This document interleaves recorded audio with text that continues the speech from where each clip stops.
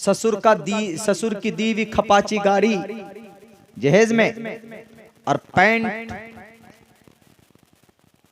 Pant ऐसे पहनते हैं हमारे बाज नौजवान। पीछे का सब कुछ दिखता है कि नहीं दिखता, उसका पूरा एडन गार्डन दिखता है उसका पूरा।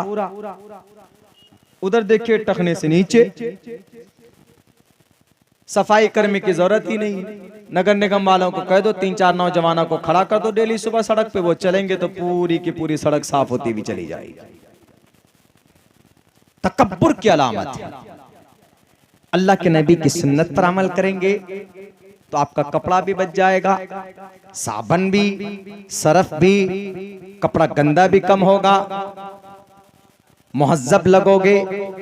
मैं अस्फल मिनल काबैन, बाबा जी रामदेव साहब, हम इसलिए टखने से ऊपर पैजामा पहनते हैं क्योंकि अल्लाह के नबी अलैहिस्सलाम का फरमान है कि टखने से नीचे पैजामा या लुंगी या शलवार नहीं होनी चाहिए। इसलिए नहीं, वो क्या बोलता है कि जन्नत का मतलब टखने से नीचे पैजामा। क्या पागलपन है, जन्नत का मतलब टखना नीचे से टखने से ऊपर पैजामा पहनना, जन्नत का ये मतलब है? अरे जन्नत एक ठिकाना है, जो बुराई से अगर कोई अपने आप को बचा कर लेकर जाता है इस दुनिया से, अल्लाह और उसके रसूल के फरमान के मुताबिक जिंदगी गुजारता है, तो उसका ठिकाना जन्नत होगा। जन्नत में जाएंगे वो वनहन नफ्सानिल हवा फइन्नल जन्नत हियल मअवा। अच्छे लोग कहाँ जाएंगे? जन्नत जाएंगे। पापिष्ठास्ते परप शांति यमरूपम भयंकरम। बाबा रामदेव जी नहीं है ये मंत्र आपको याद? मैं नहीं आपके खिलाफ, मैं आपके गलत सोच के खिलाफ बोल रहा हूं। मेरी तकरीर अगर आप सुनो तो आप गौर करना कि तालिब इल्म सही कह रहा है कि नहीं कह रहा। नमाज ही एक ऐसी इबादत है जो इंसानों को बेहयाई बुरी बातों से रोक देती है अगर खुलूस के साथ नमाज पढ़ी जाए। लेकिन मेरे मुसलमानों, कभी कभी हम वजह बन जाते। क्यों उन्होंने ये बात कही? क्योंकि मुसलमान नमाज भी पढ़ता है, उसके साथ साथ चाय की दुकान पे बैठकर बुराई करता है। नमाज पढ़ता है, हाजी साहब बने हुए हैं, लेकिन फिर भी मामलात के अंदर गड़बड़ी। हाजी साहब हैं, समाज के अंदर में एक बड़ा नाम है, दाढ़ियां लंबी लंबी, रास्ते के अंदर, मैं नहीं नाम लूंगा, अपने अररिया के अंदर में एक साहिब है, अपने घर के सामने में मट्टी डालकर उसको अपने जो सड़क है उस सड़क से कहीं 2-3 फीट ऊपर उसको मट्टी डालकर उसको ऊंची करके वो सड़क को बनाए हुए। तकलीफ होती है, गाड़ी की चेचिस, गाड़ी का हिस्सा पार्ट्स ऑफ बॉडी गाड़ी के लग जाते, दिक्कत होती। इमाततुल अज़ानित तरीक, रास्ते से तकलीफ दे चीजें को हटाना, ये बहुत बड़ा सवाब का काम है। ईमान के हिस्सों में से अदना हिस्सा है ये। अगर कोई तकलीफ दे चीज, ये नहीं कि जनाब मुखिया जी ही काम करेंगे, अगर कहीं पर सड़क में कोई गड्ढा हो जाए तो मुखिया जी भरेगा। आप खिदमत खल्क समझकर, रिफाही काम समझकर आप चंदा करके 1-2 सीमेंट मट्टी 1-2 सीमेंट बोरी सीमेंट लाकर और रेत लाकर उसमें थोड़ी बहुत रोड़ी डाल करके उसको ठीक कर सकते हैं। आपके लिए सदका जारिया होगा। ये नहीं कि जनाब हम मुखिया जी या सरपंच साहब या एमएलए साहब या एमपी साहब ही करेंगे तभी होगा। आप भी कुछ सवाब कमाइए, वो तो करेंगे सरकार के फंड से, वो करेंगे उनको पैसा मिलेगा। आप करेंगे तो आपको वहां पैसा मिलेगा जहां पर कोई किसी को पैसा नहीं देने वाला होगा। जहां पर नेकियों की जरूरत पड़ेगी वहां पर आपको या आपका अच्छा अमल काम आएगा। मेरे हिंदुस्तान के मुसलमानों, मेरे भाइयों, मेरे नौजवान साथियों, यकीनन हमें और आपको अपनी जिंदगी के अंदर तब्दीली लाने की जरूरत है। तब्दीली अगर नहीं लाएंगे हम और आप, तो ये ऐसे लोग खामखा एतराज करेंगे। हम लोग अमल के एतबार से बहुत कच्चे हैं, बहुत कच्चे। आज यकीनन इस्लाम पर एतराज होता है, लेकिन क्यों होता है? क्योंकि इस्लाम के जितने भी अफ़आल हैं उन सबको मुसलमान अमली एतबार से लोगों के सामने में पेश नहीं कर रहा है। हर मैदान में अल्लाह के नबी अलैहिस्सलातु वस्सलाम ने हम लोगों को एक तरीका बतलाया है। मोहम्मद रसूलुल्लाह सल्लल्लाहु अलैहि वसल्लम कौन से फील्ड के अंदर ऐसा है कि जो मुसलमानों को यूं ही छोड़ दिया हो कि मुसलमानों तुमको जो करना है तुम करो। गलत कल्चर, गलत तहजीब, गलत तरीके को अपनाकर मुसलमान बदनाम होता है। वरना मोहम्मद रसूलुल्लाह ने ईमानदारी के साथ, अमानतदारी के साथ दुनिया वालों को वो पैगाम दिया है कि अगर उस पर अमल कर लिया जाए तो आज ना सही, आप 1 साल बाद, 2 साल बाद, 3 साल बाद, 5 साल के बाद आपका कामयाब होना लाजमी है, आप कामयाब होंगे। क्या गलत तरीके से तिजारत करने पर ही आदमी दुनिया का पहले नंबर का मालदार बनता है? अरे मालदार बनना तो दूर की बात है, अल्लाह के नबी अलैहिस्सलातु वस्सलाम ने भी तिजारत करके दुनिया के अंदर अस्सादिक अल अमीन का खिताब पाया था।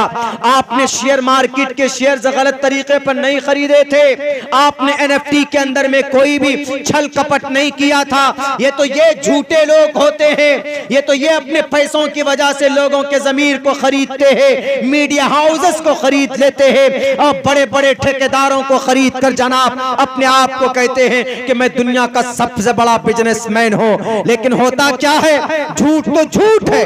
मैंने 4 महीना पहले ये भविष्यवाणी मैं नहीं बोलूंगा, लेकिन मैंने अपनी तहकीक के हिसाब से बात कही थी। अब से 4 महीना पहले ये जो शख्स दुनिया के भारत के अंदर दुनिया का दूसरे नंबर का मालदार बना हुआ, इसके अंदर छल है, इसके अंदर कपट है। एक न एक दिन अल्लाह तबारक व तआला उसको दिखाएगा कि तुम बेईमानी करके कुर्सी नंबर 2 पर ज्यादा दिन तक नहीं रह सकते। अगर आपको ईमानदार बनना है, आप कहेंगे कि मौलाना तो फिर हम किसका तरीका ढूंढे? मोहम्मद रसूलुल्लाह का तरीका ढूंढिए ना। 20 साल की उम्र में मोहम्मद रसूलुल्लाह को अल अमीन का खिताब मिला था, अस्सादिक का खिताब मिला था। वो भी किसने दिया था? एक यहूदी ने दिया था। साइब बिन कैस अल मखजूमी ने आप अलैहिस्सलातु वस्सलाम को अस्सादिक अल अमीन का खिताब दिया था। आप सच्चे थे, आप अमीन भी थे, लेकिन वो यहूदी असल नाम जर्जीस था, लेकिन उसको साइब बिन कैस अल मखजूमी बोलते। मोहम्मद रसूलुल्लाह पैसा लेते उनसे, पैसा लेने के बाद आप अलैहिस्सलाम प्रॉफिट लेकर पहले जो पैसा होता उनका वो पैसा उनको देते, उसके बाद फिर जो प्रॉफिट में से बचाकर 10%, 20%, 30% या आधा या पाव या 3 पाव उनको भी देते और आप भी रखते। आपकी इस दयानतदारी को देखकर, आपकी इस अमानतदारी को देखकर वो यहूदी कहता है कि Muhammad ibn Abdullah you are honest person, तुमसे ज्यादा अमानतदार, तुमसे ज्यादा सच्चा इंसान मैंने अपनी जिंदगी के अंदर नहीं देखा। तब लोगों ने कहना शुरू किया कि मोहम्मद आप तो सच्चे हैं, आप तो अमानतदार हैं। तब लोगों ने शुरू किया, एक गैर ने आपसे मुतासिर होकर मामलात अच्छा होना चाहिए, इससे ये पैगाम मिलता है। ऐसा नहीं कि किसी से पैसे लिए 2 दिन 3 दिन कहकर 2 साल लगा देते। मामलात के अंदर गड़बड़ी है, नमाज नहीं पढ़ोगे रब माफ करेगा, you can enter the paradise, जन्नत जा सकते हो। रोजा नहीं रखोगे, अगर रब माफ कर दे, रब का हक है वो रोजा रखना, तो अल्लाह माफ कर देगा, तो you can receive the paradise. अगर आप ज़कात नहीं दोगे तो अल्लाह तबारक व तआला अपना हक माफ कर देगा, खुद अल्लाह माफ कर देगा कल क़यामत में। अगर अल्लाह ने चाहा तो you can receive, you can achieve the paradise, तुम जन्नत जा सकते हो। लेकिन मामलात के अंदर अगर गड़बड़ी की है, किसी की जमीन के ऊपर कब्जा किया है, किसी की दौलत हड़प ली है, अपनी ताकत के बलबूते पर अगर दादागिरी की है, किसी को बुरा भला कहा है, किसी को गाली दी है, किसी का खून बहाया है, तो याद रखो मुसलमानों, रब कहेगा मैं आज कुछ नहीं कर सकता, I can not do anything for you because it is not my right. ये मेरा हक नहीं है, बल्कि सामने वाला जिसका तुमने लूटा है ये उसका हक है। पूछो उससे, अगर वो माफ करेगा मैं माफ कर दूंगा, अगर उसने माफ कर दिया तो तुम आजाद हो, तुम जन्नत जा सकते हो। लेकिन वहां पर आदमी को नेकी की जरूरत होगी। वो देखेगा कि अच्छा इसने मुझे मेरे ऊपर जुल्म किया था, वो अल्लाह से कहेगा कि अल्लाह मुझे तो इंतकाम नहीं चाहिए, मुझे नेकी चाहिए इससे, और फिर उसके जुल्म की मिकदार नेकी उठाकर उसकी इस शख्स को दे दी जाएगी और इसका गुनाह उस पर डाला जाएगा दुनिया के अंदर बेईमानी करने की वजह से, दुनिया के अंदर मामलात में गड़बड़ी करने की वजह से, और फिर वो शख्स जो नेकियों का अंबार लेकर पहुंचा होगा, एक भी नेकी नहीं होगी, हाथ पकड़कर जहन्नम में डाल दिया जाएगा। मेरे भाइयों, अल्लाह के नबी अलैहिस्सलाम ने ईमानदारी से तिजारत करके नाम कमाया है मोहम्मद रसूलुल्लाह ने। ये नहीं शेयर मार्केट के शेयर्स को अप्स एंड डाउन करके गलत तरीके पर। हम लोगों पर भी तो ये फिट होता है ना, हम लोग भी कभी फ्रूट्स की दुकान करते हैं या परचून की दुकान, किराना दुकान करते हैं या कुछ और भी बेचते हैं। अगर किसी माल में कोई डिफॉल्ट माल है, खराब माल है, तो आप सामने जो ग्राहक है आप उसको यूं कहिए कि इस माल के अंदर ये प्रॉब्लम है, हम इतनी नहीं इतनी कीमत में आपको देंगे, लेकिन ये खराबी है। लेकिन होता क्या है, सेब खरीदने जाइए, देखिए जहां से सेब खराब होगा ना वहीं पर वो लोगो लगा देते हैं, ऐसे चिपका देते हैं वहां पे। लगता है कि वाह बहुत अच्छा, लेकिन जब काट कर खाने जाइए तो वहीं से खराब निकलता है। ये क्या है? ये धोखा है। अल्लाह के नबी ऐसा नहीं करते थे। अल्लाह के नबी अलैहिस्सलातु वस्सलाम तो, बल्कि एक मौके पर मैंने कई जगह बोला भी है, आप अलैहिस्सलाम एक मर्तबा 20 ऊँटनियां लेकर गए। वधूमंत दिविरदश, वधूमंत 20 मादा ऊँटनियां, 20 ऊँटनियां लेकर गए बेचने। आपको इमरजेंसी कॉल आया, आप चले गए, यानी कहीं से बुलावा आया, आप चले गए। आपने खादिम को कहा कि बेटे ये 20 ऊँट बेच लेना, इसकी इतनी नहीं इतनी कीमत होगी। इसमें से एक ऊँट लंगड़ा है, एक ऊँटनी इसके अंदर उसकी टांग खराब है, वो नहीं चल सकती, इसलिए उसकी कीमत आधी होगी। जो भी सामने लेने वाला होगा उसको बताकर बेचना, ये झूठ बोलकर नहीं। आज हम लोग गाय बैल भैंस लेकर जाते हैं, दूध उतना नहीं भी होता तब भी झूठ बोलते हैं ना, इसके अंदर 5 किलो दूध है, लीजिए ये गाय बेहतर है, ये भैंस बेहतर है। हर मामले में अगर कोई जर्रा बराबर फ्रॉड करता है, धोखा करता है, तो वो इंसान धोखा, झूठा है, कज़्ज़ाब है, फासिक है, कुछ भी कह लीजिए उसको। अल्लाह के नबी अलैहिस्सलाम गए, 20 ऊँट बेच दिए गए। जिसकी टांग टूटी हुई थी उसको भी पूरी कीमत में बेच दिया। आप अलैहिस्सलाम ने कहा, आते ही आपने कहा कि भाई मुकम्मल कीमत में क्यों बेचा तुमने, गलत किया तुमने, चलो कौन आदमी है वो। आप अलैहिस्सलाम फौरन पहुंचे, जाकर आपने कहा कि भाई ये ऊंट एक इसमें से खराब ऊंट भी है, टांग टूटी हुई है, वो चल नहीं सकती, तुम्हारे साथ यमन तक नहीं जा सकती, रिटर्न करो उसको, ये पैसे लो। वो आदमी देखिए, वो आदमी कहता है कि Muhammad ibn Abdullah, are you Muhammad ibn Abdullah? I came from Yemen, Yemen से आया था, but my owner told me, मेरे मालिक ने मुझसे कहा था, you must to buy the thing which is related to the son of Muhammad ibn Abdullah, Muhammad ibn Abdullah यानी सन ऑफ अब्दुल्ला, मोहम्मद के ही जो माल हो उसी को खरीदना, किसी और के माल को मत खरीद कर लाना। तो मेरे आका ने कहा था, और ए मोहम्मद इब्न अब्दुल्ला, अभी उम्र कितनी है मोहम्मद रसूलुल्लाह की? 20 साल, सिर्फ 20 साल, नबी नहीं बने अभी, मात्र 20 साल। हमारा 20 साल का बच्चा तो अभी मोबाइले में गुम होता है, अभी सलमान खान शाहरुख खान की तरह छुट्टियां बांधता, पीछे बड़े बाल कर लेंगे, रबड़ लगा लेंगे, लड़का होकर लड़की की तरह बनने की कोशिश कर रहा है। जायज नहीं है, हराम है। शाहरुख ने पठान फिल्म में ऐसा बाल बनाया तो हम भी वैसा रखेंगे। अल्लाह के नबी के बाल के कितने तरीके नहीं जानते हमारे बच्चे। सलमान खान ने तेरे नाम में कैसा बाल रखा, अजी बीच से फाड़ कर। बच्चे एक जगह तो हमने न्यूज में ये भी पढ़ा था, किसी की मांग रही इधर से इधर हो रही थी तो वो बीच में तेजाब डाल लिया ऐसे करके। बताइए ये पागलपन। अल्लाह के नबी कैसे बाल रखते थे?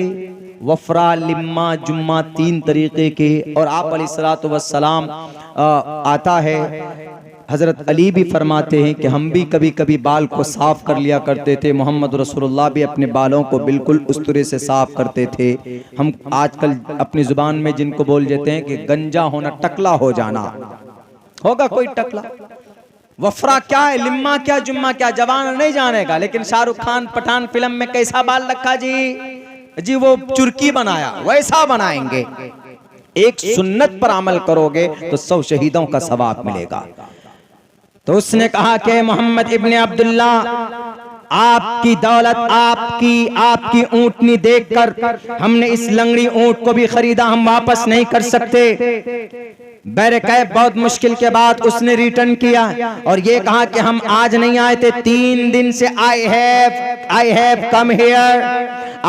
कम हियर बिफोर 3 days, 3 दिन पहले यहाँ आ चुका हूँ और सिर्फ आपके माल का, आपके ऊंटनी का, आपके ऊंट का आने का इंतजार मैं कर रहा था, क्योंकि आपके अमानतदार और आपके सदाकत और आपके अमानतदारी की लोग मिसाल देते हमारे यमन में, इसीलिए मैं आपके इंतजार में था। जैसे ही देखा कि मोहम्मद इब्ने अब्दुल्ला ऊंट लेकर पहुंचे, ऊंटनियां लेकर पहुंचे हैं, मंत्र के अंदर कहा गया वधूमन तो दिविरदश 20 ऊंटनियां, यही 20 ऊंटनियों के तरफ इशारा है कि आप अलैहिस्सलाम 20 ऊंट लेकर गए।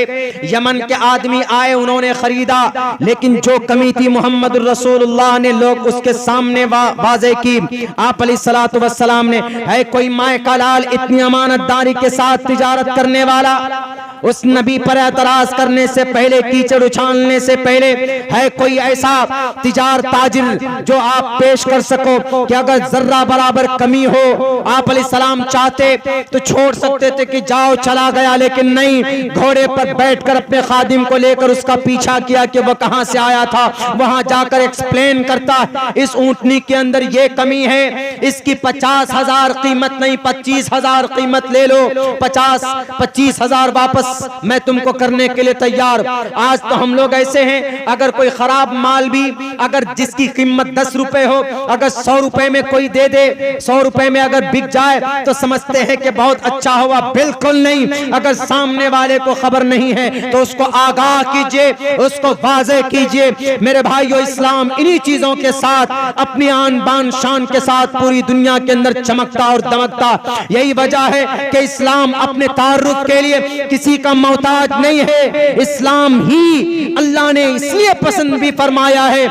इसलिए कि इसके कानून अनोखे हैं और इसके वाक़यात अच्छे हैं। इसकी सदाकत की मिसालें, अदालत की मिसालें और मोहब्बत की मिसालें, इंसानियत की मिसालें, मानवता की मिसालें दुनिया के किसी और धर्म के अंदर नहीं है, लेकिन इस्लाम के अंदर है। कुरान पढ़ो तो सवाब मिलेगा, गीता पढ़ो तो सिर्फ आपके जिस मकसद के लिए पढ़ते हो वो हासिल हो सकता है, पुण्य नहीं मिल सकता। बाइबल पढ़ो, बरनयास पढ़ो, अवास्था पढ़ो, दसातीर पढ़ो, हनुमान चालीसा ही क्यों ना पढ़ो। जय हनुमान ज्ञान गुण सागर, जय कपीस ते होलो को जागर, रामदूत अतुलित बलदामा, अंजनी पुत्र पवन सुतनामा। ये हनुमान चालीसा है, थोड़ा लंबा है, मुकम्मल पढ़ने का टाइम नहीं है। हिंदू भाई इसलिए पढ़ते हैं जब किसी को भूत आता है या कोई जादू या आसिक इस तरह का शक हो तो हिंदू भाई उसको पढ़ते हैं ताकि उसको इन परेशानियों से निजात मिल जाए। लेकिन पढ़ने के बाद क्या उनके नामे आमाल में पुण्य लिखा जाता है? नहीं लिखा जाता। लेकिन अगर एक मुसलमान कुरान पढ़ता है, अगर एक मुसलमान सूरह इखलास पढ़ता है, कुल हुवल्लाहु अहद अल्लाहुस समद लम यलिद वलम यूलद वलम यकुल लहू कुफुवन अहद, उसका मकसद भी पूरा होता है और पढ़ लेने के बाद क़यामत तक उसके नामे आमाल में सवाब भी लिखा जाता है। ये सिस्टम है इस्लाम का, ये सच्चाई, ये अच्छाई है इस्लाम की। इसलिए मेरे भाइयों, आज हम तमाम मुसलमानों को अपने गुनाहों से तौबा करना चाहिए। ज़लज़ले के ताल्लुक से जो इस तरह के भूकंप और अर्थक्वेक आते हैं, इन मुहलिक खराबी और बीमारी जो हमारे जनरेशन में है, इनसे रिमूव होना चाहिए और हमारे जवानों को सही रास्ते पर आना चाहिए। लोग एतराज़ करते हैं, चाहे नमाज हो, कुरान हो, उनके एतराज़ से वक्ती तौर पर कुछ लोग कंफ्यूज होते हैं, लेकिन रियलिटी वो नहीं है जो वो बयान कर रहे हैं। रियलिटी वो है जो हमारे कुरान करीम के अंदर लिखा हुआ है। वो साफ लफ्ज़ों में है कि अगर कोई नमाज पढ़ता है तो नमाज बेहयाई और बुरी बातों से रोकती, ये नमाज की सिफत है। इसलिए हमारे तमाम मुस्लिम भाई आज ये अहद करें कि हम लोग पाबंदी के साथ नमाज पढ़ेंगे। अगर कोई जानबूझकर नमाज को छोड़ता है तो इमाम अहमद इब्न हम्बल फरमाते हैं, इमाम इसहाक बिन राहवे फरमाते हैं कि वो काफिर हो गया जिसने जानबूझकर नमाज को तर्क किया। मन तरक सलात मुतअम्मिदन फक़द कफर। कद माजी में जिस माजी पे जब इस्तेमाल होता है तो यकीन का माना देता है। इसीलिए यूं कहा जाता है कि जिसने नमाज को जानबूझकर छोड़ दिया कि नहीं पढ़ा हमने, कि नहीं पढ़नी हमको नमाज, फक़द कफर, गोया उसने कुफ्र किया। इमाम अहमद इब्न हम्बल फरमाते, इमाम इसहाक बिन राहवे फरमाते और अइम्मा किराम ने कहा कि नहीं, काफिर तो नहीं हुआ, अलबत्ता ये कुफ्र के दरवाजे तक पहुंच गया है।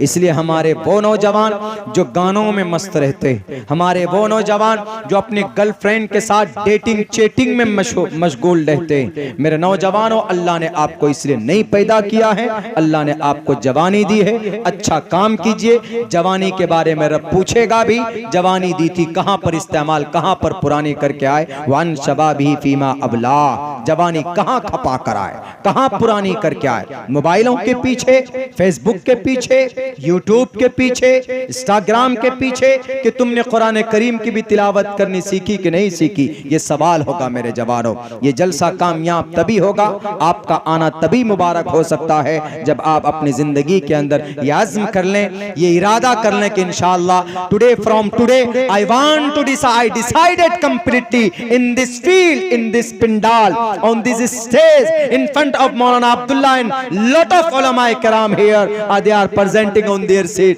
जो यहाँ पर बैठे हुए हैं कि आज इंशाअल्लाह टुडे आई विल ऑफर सलाह 5 times a day in every situation, हर हमेशा नमाज पढ़ूंगा, अपनी जवानी बिता दूंगा नमाज पढ़ने के लिए। इंशाअल्लाह you will progress, you will change the world. अपने सोसाइटी को बदल सकते, अपनी जिंदगी को बदल सकते। अल्लाह से दुआ करता हूँ अल्लाह तबारक व तआला कहने सुनने से ज्यादा अमल की तौफीक दे। बहुत बहुत शुक्रिया। अस्सलामु अलैकुम व रहमतुल्लाहि व बरकातहू।